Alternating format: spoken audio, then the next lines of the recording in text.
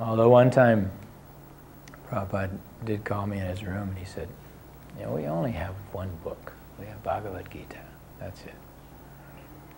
And maybe there was an Nectar of Devotion, but he said, Krishna book has been finished now for some time, and I got news today that it's ready for publication. How can we publish?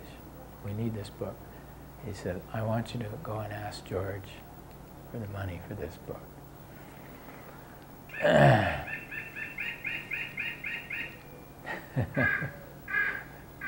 That's the birds.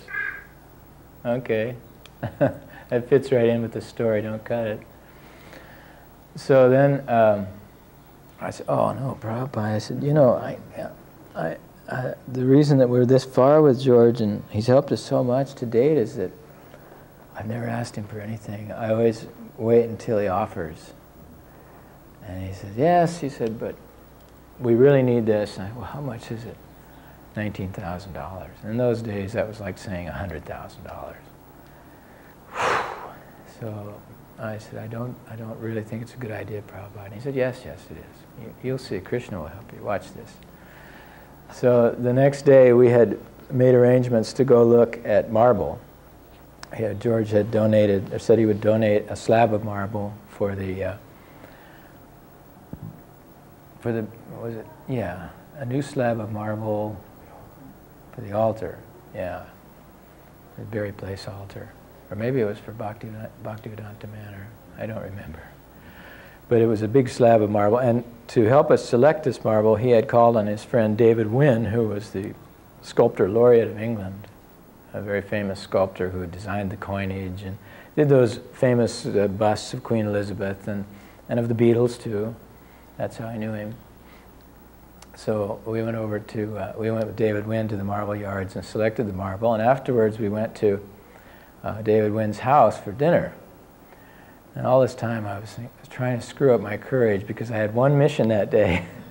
How am I going to ask George for this money? Here he is giving us this 3,000 or 4,000 pound slab of marble, and how can I ask him for something more on top of that today?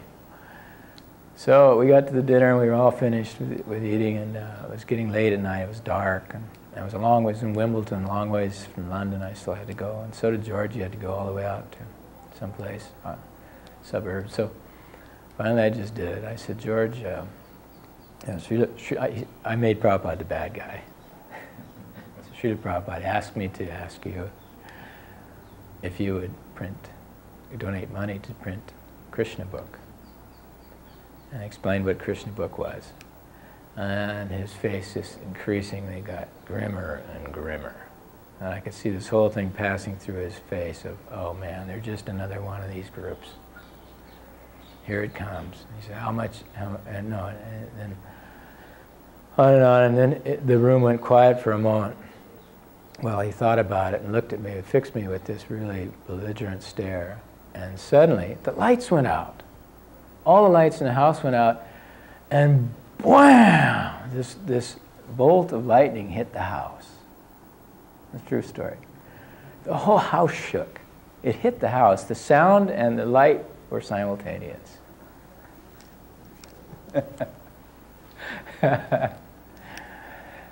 And we sat in silence for some minutes after that, stunned.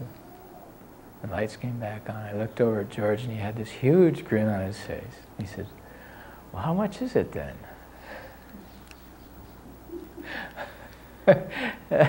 And I told him, and he says, well, what can I do after that? You know?